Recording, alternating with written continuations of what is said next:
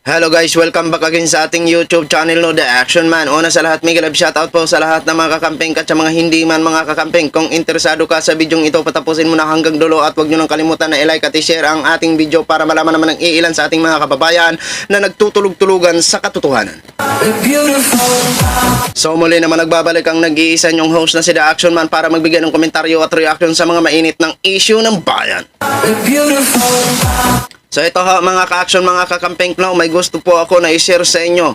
Kung kahapon po ay na-upload natin na may title na nakahanap na ng katapat si dating Pangulong Duterte sa kanyang tapang ho mga ka-action na yun si Manong. Ay matawa ka daw kay Manong. Diba? So ito naman po mga ka-action, babae naman po ang bumanat dito sa side ng mga Duterte ho mga ka-action. At kung may dapat man daw magpa-drug test, sila daw ang magpa-drug test kasama na ang kanyang mga anak.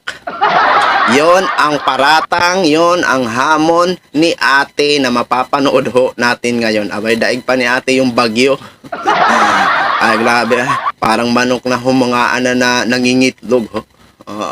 Ganito po mga ka-action ha. Ito po, hindi ko alam. Sa side yata ito ng kabila ho mga ka-action. So bago ang lahat, panoorin na po natin at pakinggan ang kanyang sasabihin. Anong klase kang kapatid? Okay, Digonyo, nakapag-drug test ka ba? Never namin nakita na nag-drug test ka. Siguro dapat ikaw ang makapag-drug test. Ipa-drug test mo na rin yung mga anak mo. Mukhang adik, no? Kasi talagang kayo talaga mga mukhang adik.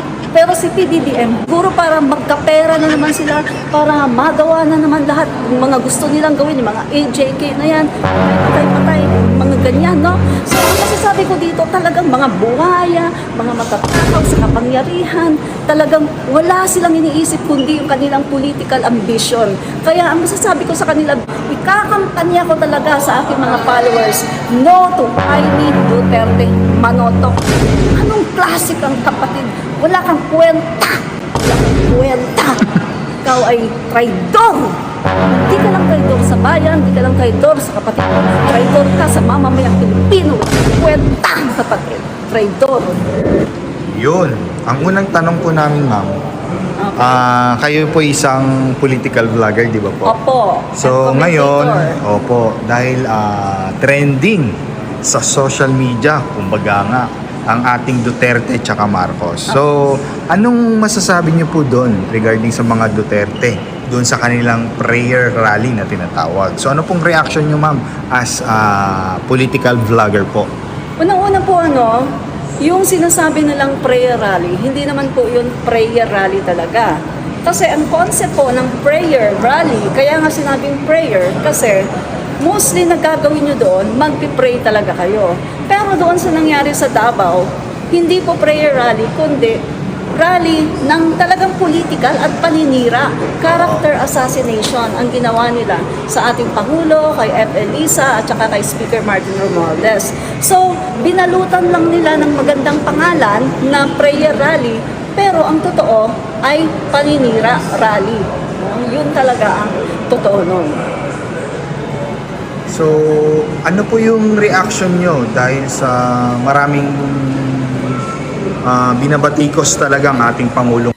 So putulin ho muna natin mga ka-action ha, saglit lang po no. So ako magsasuggest lang din po ako sa doon nga po sa rally kasi ang naging title sa kanilang prayer rally ho mga ka-action. Pero napanood naman po natin na parang hindi naman po prayer rally ang nangyari. Oo. Kung hindi mga kanya-kanyang siraan na kung kanya na parang kung sino-sinong binabanatan. So alam naman ho natin kung sino po ang sinisiraan nila, ang pinaparatangan nila, na kung ano-ano na mga paratang ho mga ka-action. Kasi ang pagkakaalam ko po sa prayer rally, yung magpipray ka para sa bansa natin, para sa kapakanan ng bansa natin. Pero ang napanood natin, hindi po prayer rally, kung hindi parang sama ng loob ang pinakita nila o ang mga binitawan nila laban sa administrasyong Marcos ho mga ka-action, di ba? Kitang-kita po natin at napakinggan ho natin ang kanilang mga speech ho mga ka-action. Kung prayer rally yun, dapat sana ang kapakanan ng bawat Pilipino at kapakanan nila ang kanilang sinasabi, di ba? Napakalinaw po yun mga ka-action. So, parang may points po si ate, no, na parang ginamit lang ho nila na parang political rally po yun, prayer political rally. Diba? So ito po, ituloy ho natin mga ka-action. Pangulong Bongbong Marcos po. Pero still, kalmado pa rin ang ating Pangulo. Ang Pangulo kasi natin very professional eh. Tsaka talagang ano siya, napakapasensyoso, hindi siya kaagad na nagre-react. Opo. At talagang kapag siya ay sumagot, talagang napaka-professional, no? Talagang magaling, matalino, excellent, no? Yung presidente natin. At dito sa mga ginagawa nilang paninira sa Pangulo natin, my God, 1.5 year pa lang ang Pangulo natin, tapos ganito na sila. So masasabi ko dito, talagang sila yung mga buwaya, mga gusto na manatili sa kapangyarihan, na talagang gusto nila, kakaupo lang nila, kakatapos lang nila, pagkatapos eto, gusto na naman nila na talagang kunin yung Malacanang, yung seat ng Malacanang, siguro para magkapera na naman sila, para magawa na naman lahat yung mga gusto nilang gawin, yung mga AJK na yan, patay, yung mga ganyan, no? So, ang masasabi ko dito, talagang mga buhaya, mga matatakaw sa kapangyarihan, talagang wala silang iniisip kundi yung kanila. Eden has a creamy taste and milk vitamins. Di tinitipid ang pagmamahal. Kanilang political ambition. Kaya ang masasabi ko sa kanila, bigyan yon ng time ang ating Pangulo dahil for 1.5 year ng ating Pangulo, nalampasan na niya si Rodrigo Roa Duterte. Walang binatbat ang Pangulo ng mga DD sheets. Sa totoo lang, no, kung mag-research kayo mga kaibigan, ang dami-daming mga achievements ng Pangulo natin, mga kaibigan, sa lahat ng aspeto.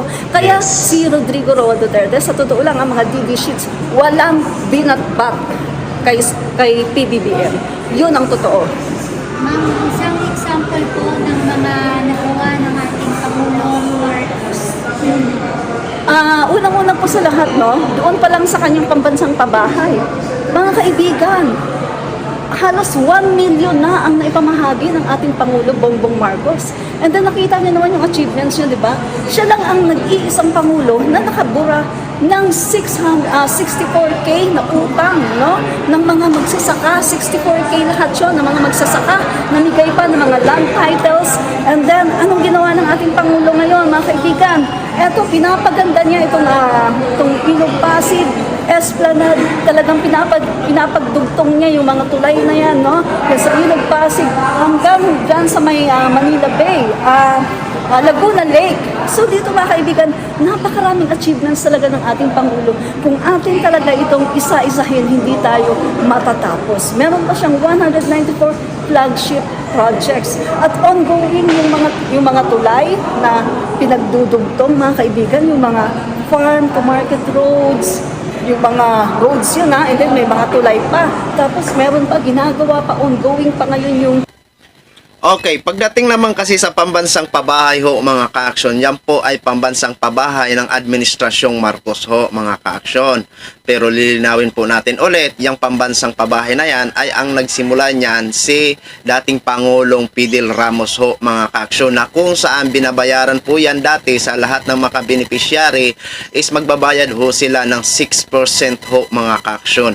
Ngayon nga po sa pagdating ng Administrasyong Marcos ho ay binabayaran na lang ng 1% kung sino po ang makabeneficiary, no? So hindi ko po alam kung totoo yung sinasabi ni ate na 1 million na daw ang naipamahagi na pabahay. Oo.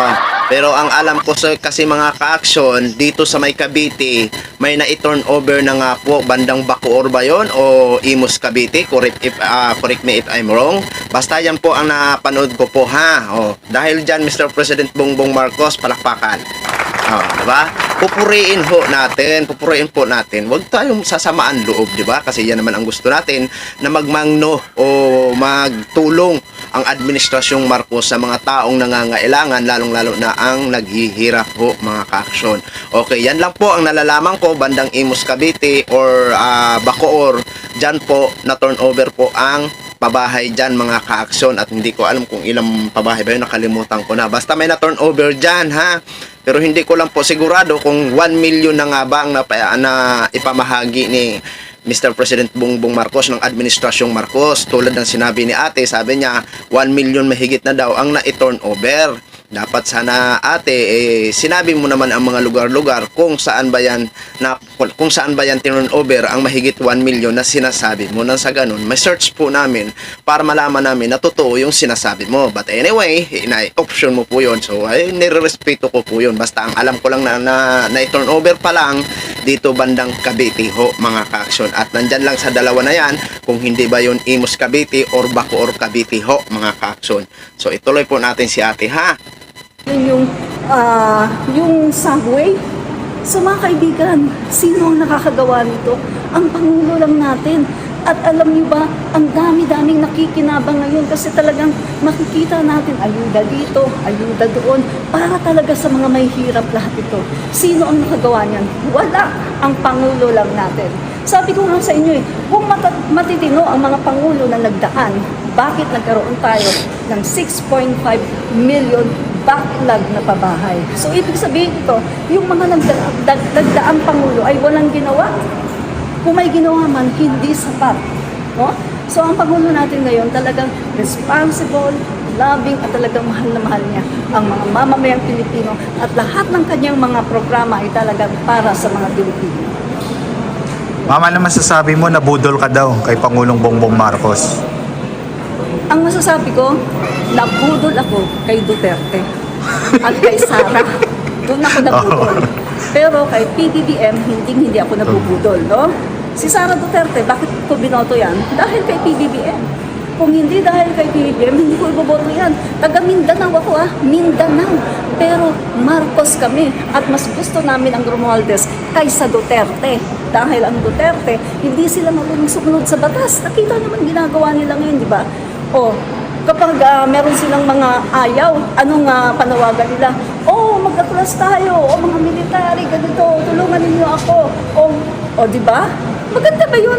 Hindi maganda yun. Dapat marunong silang sumunod sa batas. Ang sabi nga sa Biblia, mga kaibigan, ang sabi sa Biblia, ipanalangin mo iyong mga leader, ang iyong mga hari, ipanalangin mo, at sumunod ka sa gobyerno dahil ang lahat ng gobyerno ay in-establish siya ng Panginoon. Kung meron man silang mga pagkakamali, ang Panginoon na ang sisingil sa kanila at hindi itong mga tao na ito iilan na para lang sa kanilang personal na interest ang kanilang gusto, no? So yun ang masasabi ko. Ano po masasabi?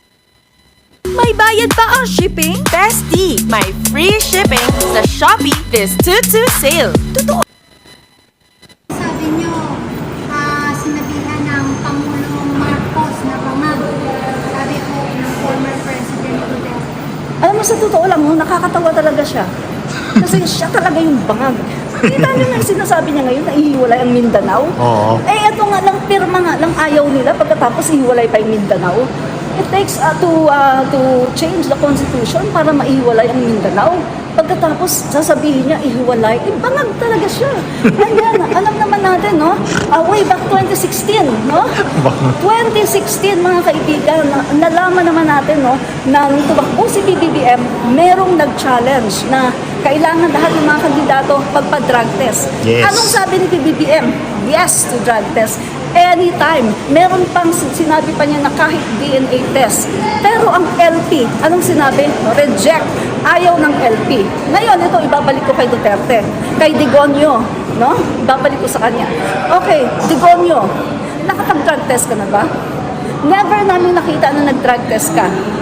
Siguro dapat ikaw ang magpa-drug test. Ipa-drug test mo na rin yung mga anak mo na mga mukhang adik, no? Kasi talagang kayo talaga ang mga mukhang adik. Pero si PBBM, wala sa kanya. Walang manifestation na siya ay adik sa kilos, sa pananalita, sa ugali. Kahit yung kanyang pamilya, mahal na mahal yung asawa niya, nag-iisa lang, walang kabit. Ikaw may kabit ka. Bukod sa kabit, meron ka pang anak sa kabit mo. At bukod dyan, meron ka pang mga ibang babae. Ang hilig-hilig mo sa babae, no? Personal mo na yan. Pero mahilig kayo magpersonalan, kaya sinasabi ko na rin to, no?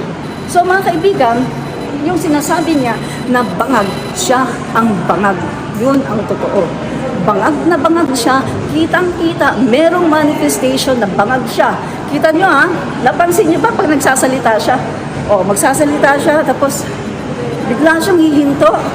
Hindi na niya kayang tapusin. Pagkatapos, mag-iiba na naman siya ng topic. And then, hihinto na naman siya, mag-iiba na naman ng topic. Yung kanyang utak parang hindi na nagpa-process ng tama. Kasi nga, brain damage na siya eh. Sa totoo lang, brain damage na talaga. Siya ang bangag. Pati mga anak niya, bangag. Diba? Yun lang. Ano naman ba masasabi nyo ngayon dahil kumakampi po si Senator Amy sa mga Duterte? Yun. Alam mo, pagdating kay Amy Duterte Manotoc, wala na ako dyan, no? Walang Marcos, sabi ko nga sa inyo eh, no? Wala na akong pakialam kay Amy Duterte Manotoc. At yung page ko, Admin Rich, diyan talaga kapag sa oras ng kampanyahan 2025, ikakampanya ko talaga sa aking mga followers, no to Amy Duterte Manotoc. Isang traidor. Nagawa niyang traidorin ang kapatid niya. Ang pamilya na ng Marcos, nagawa niyang traidorin. How much more ang sambayan ng Pilipino? Hindi ko ma-imagine, kapatid ka, nakikinig ka doon nasa Davao, nakikinig ka habang nilalait-lait at sinisiraan ang iyong kapatid. Anong klase kang kapatid? Wala kang kwenta! Wala kang kwenta! Ikaw ay traidor! Hindi ka lang traidor sa bayan, hindi ka lang traidor sa kapatid mo, traidor ka sa mamamayang Pilipino, wala kang kwenta, kapatid. Traidor. Hindi ako Yun. high blood, ha? Hindi ako high blood. Okay. So, real talk lang yan, real talk. Opo, real talk ito. So yun na ho mga ka-action, mga kakamping, no? Patindi ng patindi ang mga ayaw na kay Duterte ho, mga ka-action. Ano yan, hinahamon ka po, Mr. Duterte, na magpa-drug test daw kayo ng mga anak nyo. Rambula na ito sa side ng kami. Ito ngayon ang matinding controversial ho, mga ka-action. Marcos versus Duterte and Romualdez. Diba? So, tinawag niya si Amy Marcos na isang traidor.